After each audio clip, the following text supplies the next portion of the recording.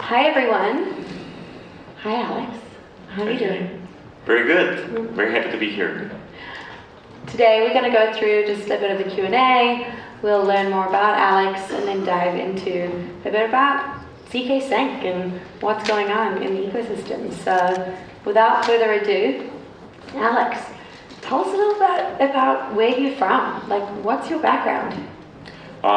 Very happy to. Yeah. So my background is I am originally from Ukraine. I was born in Soviet Union before the Union collapsed, which is basically I was born into literal slavery.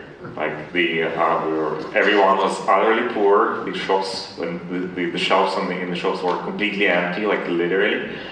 And people were organized around like this totalitarian ideology, and like everything was like brainwashed. And but this shortly changed, and followed by a period of economic collapse and chaos, where crime skyrocketed and like institutions, society where it was completely dysfunctional. Like I think a lot of you can relate coming from Latin America to the situation. Like as a kid, I experienced hyperinflation. I remember the prices rising up every day, 30-40%. Like I was going to school, and with this school kind of like Ukrainian empanadas, appreciating the price. And like you could feel it as a child. You might not really understand what's happening, but you can feel the anxiety, this existential angst from the adults around you, and like it translated into aggression and into violence in the streets, into all these things. Growing up, like I felt like I want to make this world better, and I was like looking into ways to make it better. And I felt that the cause for all of this is just poverty, and we just need to improve the world through making better technology and increasing productivity and making people, just like making progress going faster. Because if you look back at the thousands of years of evolution, it feels like we're in this constant trace of progress, which is accelerating, and it feels nice, but it's kind of a bit misleading, because if you look back and it's not linear. It's going up and down, and you can have totally prosperous societies coinciding with extreme poverty in a place like just next door. And it took me a while. I immigrated from Ukraine, went to Germany with my family, completed my studies there, became CTO of a couple of startups. I was first programmer, then team lead, then CTO, then co-founder of startups. I always loved programming and math and physics, participated in Olympiads in high school. And I was learning about how society works. And the more I learned about it, the more I came to appreciate the idea of freedom. And then I got exposed to like specifically the heterodox schools of thought about freedom. Like Austrian economics, was reading Hazlitt and Hayek and like Rothbard and all the authors, libertarian thought, and I became convinced libertarian yet before Bitcoin. And then Bitcoin came along, and it felt like the most exciting thing that you could possibly imagine, because it was the intersection of this technological passion and the passion for liberty. Then I bought my first Bitcoin for $100 when I started growing up, and went to 700, and before it collapsed back, and I sold everything at 300.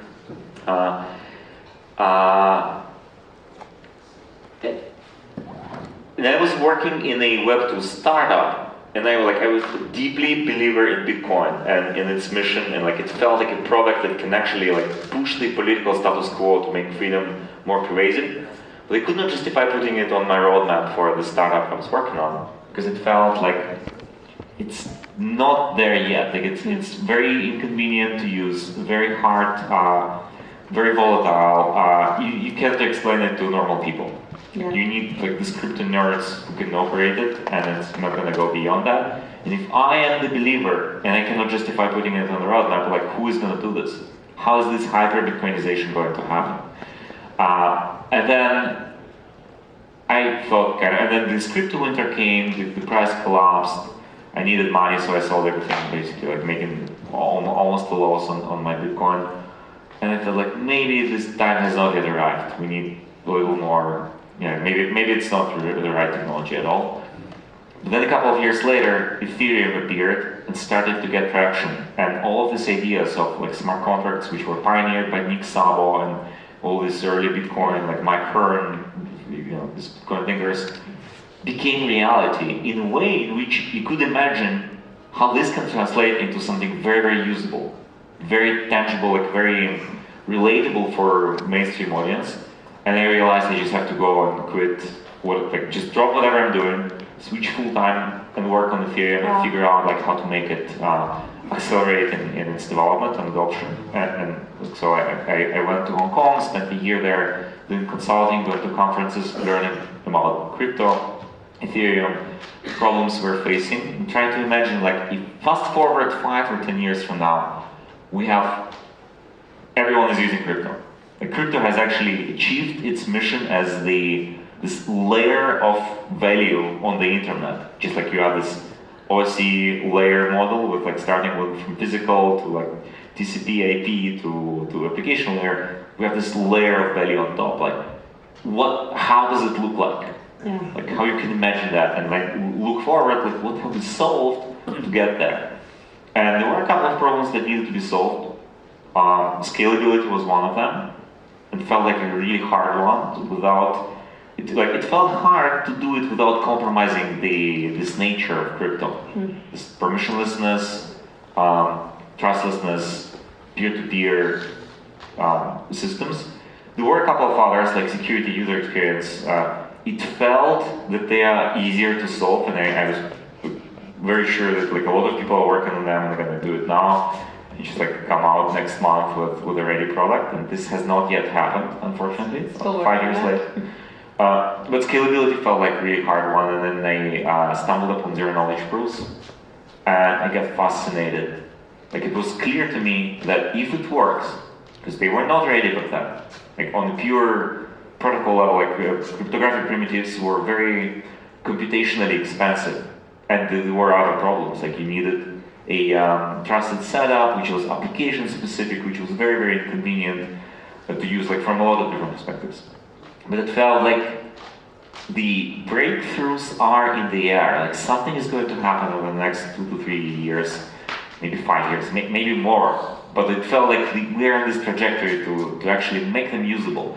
And if we can make this magic moon math usable, that's going to solve our problems and actually enable the scalability in a way that like every single person in the world can use crypto and adhere to this Bitcoin maxima of don't trust, verify. Everyone can still verify that everyone else is doing it in the proper way. And alongside solving also privacy, which is a big problem because you can't really get to mass adoption if like everything you're doing is completely public, right? Like every single payment you pay for coffee to your merchant, and they can see all of your previous transactions and your balances, and that's obviously doesn't good. So this brought us to create, to start Meta Labs and start building ZK Sync with hope that these breakthroughs will happen, and also working on them, helping them accelerate. And we built the very first working ZK rollup on Ethereum. We launched an Ethereum testnet. We were beaten to mainnet by I think Starknet was like 2 weeks earlier than us to actually launch the mainnet of version 1. But that was just an experimental product because the first version of ZK Sync, what we now call ZK Sync Lite, was just the rollup for payments, like very basic thing. We knew we needed smart contracts. Yeah. We knew without smart contracts you can't really do this. So it put us on this journey to create eventually what became the very first ZK AVM. And tell me a little bit about some of the challenges in building that you guys have had with ZK Sync. Oh, lots of challenges, starting with like very basic problems that every startup is facing. Like, we were technical founders. I found my co-founder through going specifically looking for people who understand zero knowledge proofs. But like, as you can imagine, he's very deeply technical, and not so much on the business side. So like we had to learn how to build business. Like as a founder, as a technical founder, this is probably the best recipe for success that we have now. Like having a deeply technical founder who learns how to build companies. It's a hard learning, and you're gonna make a lot of mistakes, and it's gonna feel hard. Like Elon Musk has said that like being a founder is like chewing glass and looking into abyss, because you're always doing things that are least comfortable for you. Because you're like, whatever works, you quickly fix them, you create the process, and the process just takes care of itself. So as a CEO, whatever like lands on your plate is always things that are not working because you have least competence with them and they're hard. And then looking into abyss because you're always at the age of like, is it going to work? Is it not going to work? You know, like are you going to run out of money before you can like solve all these problems and learn how to build these functions and scale the organization and so on. So, and then we went through the cycles like you know, like crypto has the crypto price cycles. If you're not timing your raise properly, it looks everything is great, and all of a sudden there is a crash because something happened, and you cannot raise anymore, and you're like thinking you made a huge mistake. Like now we're gonna run out of money, and it's not gonna work. And you're constantly in this like, kind of uncertainty mode. But that is offset by the periods of euphoria where things actually work, and you can close the next round, you can get the next milestone, you build something that's working, and you get a lot of appreciation, which gives you energy back. And so you're kind of like managing it in between. That's some great advice for people in the audience that are all building. And when we talk about these like moments of euphoria, what recently have you been most excited about with ZK Sync and ZK Sync Era? In all honesty, coming here to Argentina was a huge boost of energy. Like seeing people, we went to Aleph, met a bunch of founders last Friday, and the kind of problems that are being solved here are incredibly inspiring because a lot of people in crypto, and like it was a recurring theme in the last ETHCC in Brussels, like. You could feel tangibly how people are burnt out by the rise of meme coins and this casino culture, and how everyone is tired of that. Yeah. And like, because like this is not what a lot of us came into this space for. We wanted to solve problems that progress humanity.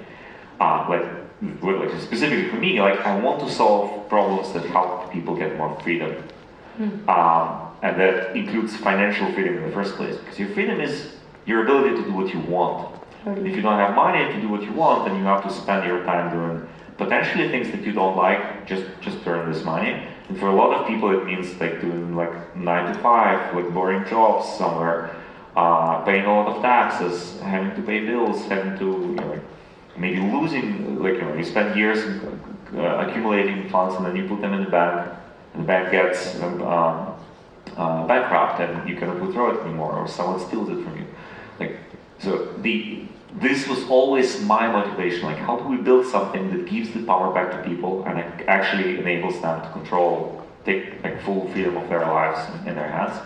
And what I saw here is people are solving these problems because they are very real and very tangible. Like, they're not luxury problems of like speculating on meme coins in the Western world.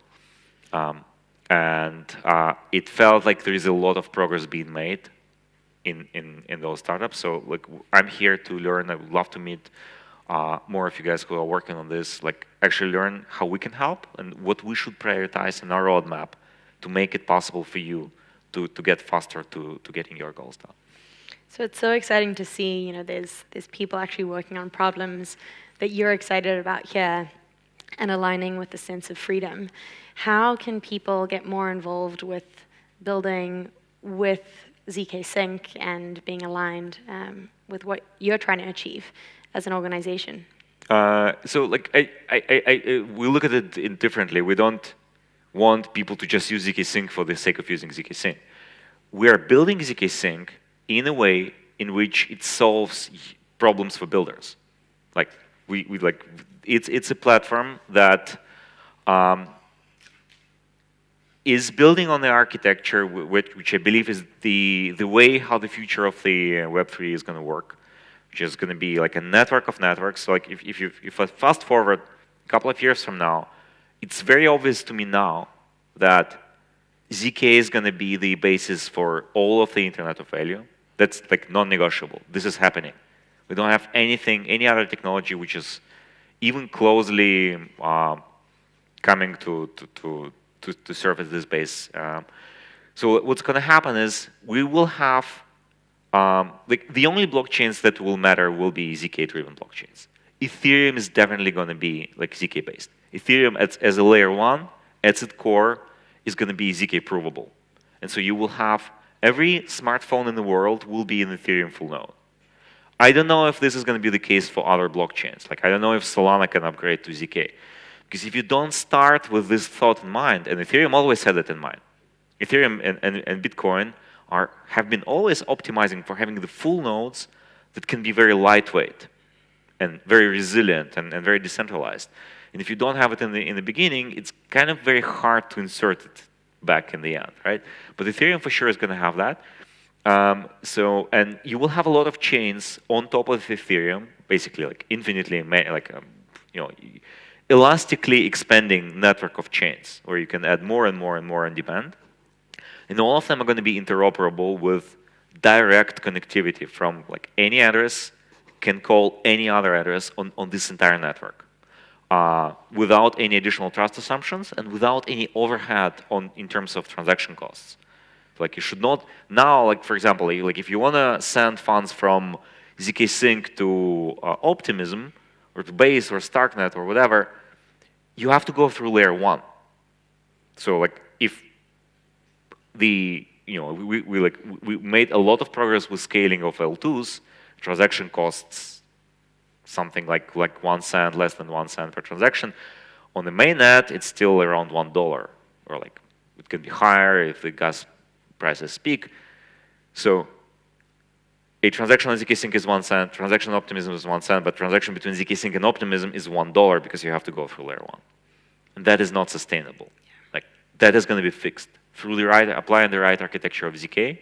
And this is what we're doing with ZK Syncs. Like we're building something that can incorporate, that can set you up for successful growth, where you don't have any limits. Like you can, if your growth rate is like 10% of users per day, you very quickly will reach the capacities of any individual blockchain, any individual L2 that exists on Ethereum today. And it's going to be expensive, and you may end up in a situation where centralizing forces take over and those blockchains are controlled by like a single corporation, right? With all the consequences, which are not immediately visible, but will become very tangible down the line. Because we all remember what happened to Libra, which got an email, like a letter from Congress and had to be shut down. Or to Telegram, initially when Telegram was launching the Telegram open network. So the centralized systems do not survive in the political environment where the politics is essentially adversarial to crypto in all over the world. You need decentralized, resilient systems, or you're just exposing yourself to like long-tail risks, like what happened to Mt. Gox, what happened to FTX, 3R Capital, etc. So like you want to bet on something that is future-proof, and that means like decentralized, resilient, permissionless, and also kind of like solving for like thinking about the product and not just about technology. Because you can have technologies like, if you remember PGP, which is a very good encryption tech and very decentralized in a way, and you could do like all the like very, very proper things cryptographically, but it never took off. No one is using, like not even the hardcore cypherpunk believers using PGP. Everyone is using Signal and WhatsApp and Telegram end-to-end encrypted messages because it's easy to use. Yeah. We want to build products that are easy, that's solving real problems. That's why in ZK Sync, for example, we had focused on native account abstraction from day one. It was available from day one. So you can build things like gasless transactions. And a lot of protocols on ZK Sync actually do this now. Because you cannot bring on users from the mainstream audiences, where like you have to teach them about gas and like they have to have some like special token to pay for this gas and like an example I love to cite is a friend of mine once did some side job for some crypto company and received 1,000 USDC on his like he was told to create a an account like he went to MetaMask, went through the struggle with the seed phrases, kind of somehow managed that it's not that hard. It's hard to keep the seed phrase not forgotten, right, and not stolen, but like you can kind of create it. But then he got 1,000 USDC and he called me and was like, I'm trying to move it to an exchange, but it says I don't have enough money to pay for gas. I don't understand. And I'm like, well, yeah, it's on Ethereum, so you kind of have to convert it to ETH and pay gas in ETH. He's like, yeah, like I figured that out. Well, I was trying to convert to ETH, and it says me I need ETH in the first place to convert, which is absurd. Like, how are you going to onboard people with this, right? So we need like to rethink the UX entirely.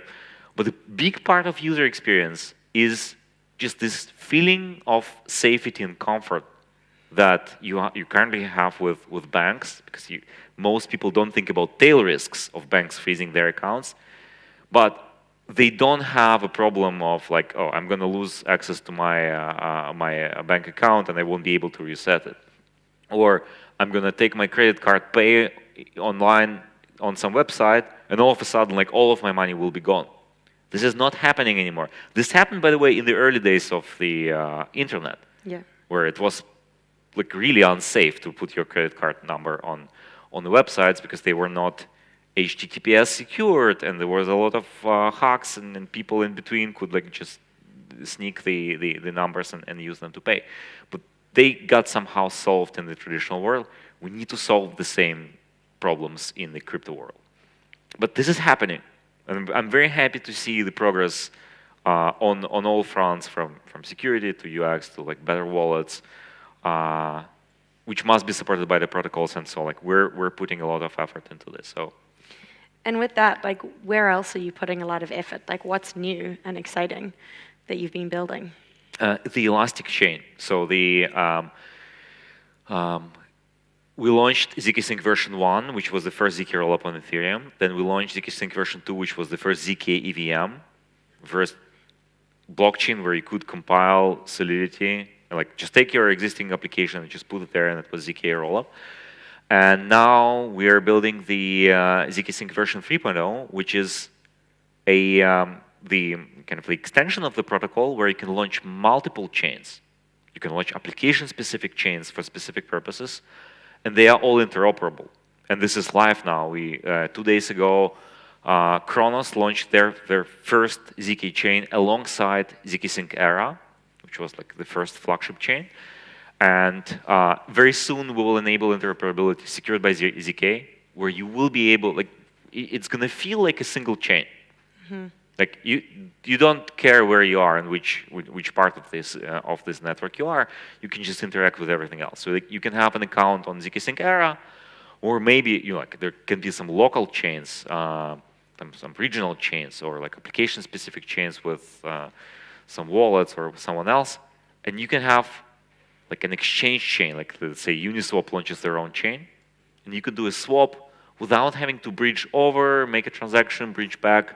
You just do one transaction, authorize it once, do a signature, and it all works through like cross-chain and going back into your account and just updating the balance close to real time. Super exciting. Yes. And we're now in Argentina. We've got a lot of amazing builders. There's over 800 builders at Aleph, and this week for ZK Week, there are so many passionate builders in the audience who, are trying different projects. Some are building their own companies. Some are trying to build in the ecosystem and support others. What advice do you have for them? And think back to when you were getting started and got so excited about ZK. What would you have wished that someone shared with you?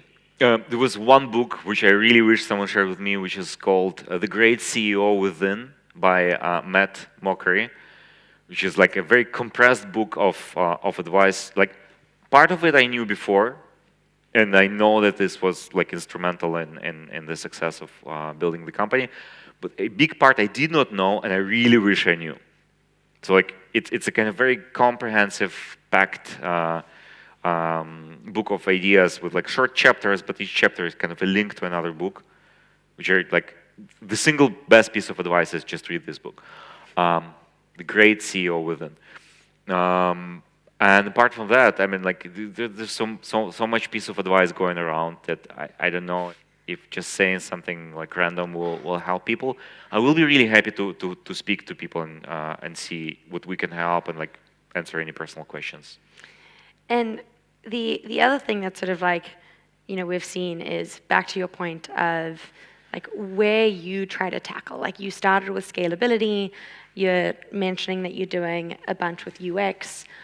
What other big problems do you think need to be solved that everyone here could start going after and tackle together? I think infrastructure is being solved now. So like it doesn't make sense to invest more in infrastructure. Like when we were starting ZK Sync, scalability did not feel like a pressing problem. It was not a problem at all. Like the fees were super low, the adoption was low, and everyone was feeling like scalability is not the most important thing we need to solve. The exercise we did was we were thinking like, okay, if crypto is to succeed and to fulfill its promise, then we will necessarily stumble upon the problem of scalability. The first bell that rang back then was the crypto kitties, which collapsed the entire network and brought Ethereum to its knees. But it was like one-off event. But it was obvious that if we build something really usable and a lot of people are starting to use it, we'll hit the problem again. So the advice I'm going to give you, and maybe I actually now think I know what to share, is the problem you're solving is kind of like way more important than even your effort, because you want to be on the elevator which is going up. If you're in the wrong elevator, like if you're solving something in a problem space in the industry which is not gonna grow, then you're gonna put a lot of effort in, and maybe you're gonna be very successful, but it's gonna be like still limited success.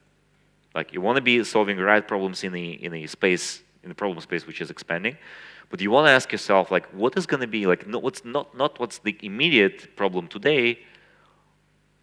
Like, look at the problems that exist. Imagine that they get solved. Like, what's going to be the next problem, and focus on that and build that. So I think like infrastructure, UX, and security is being solved right now. Like there's a lot of companies and very smart people working on them. They're going to be solved. The next problems are probably in like once it's available. Like imagine that you have a wallet infrastructure or like wallet frameworks, primitives, and networks that can scale and can incorporate arbitrary demand, and it's very, very easy to use. What is going to be like, what can you build with it that actually solves real world problems?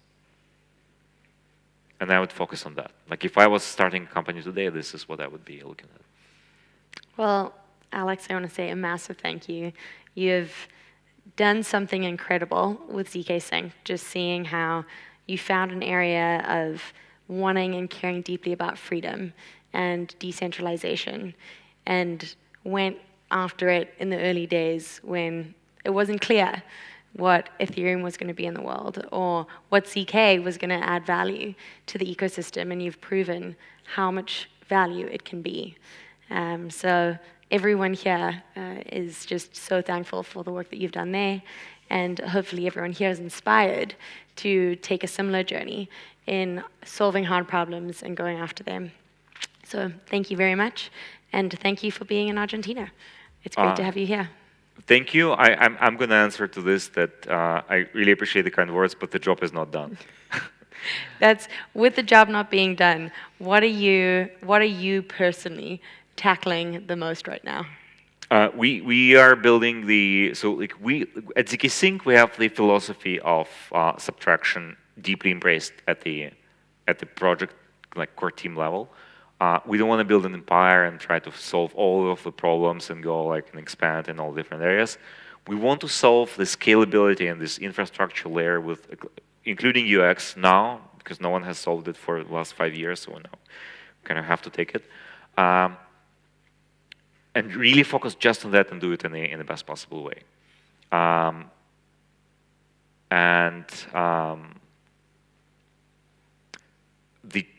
Basically the challenge is like to just to finish this product work and identify the places where we can be of most help to entrepreneurs who are solving real world problems.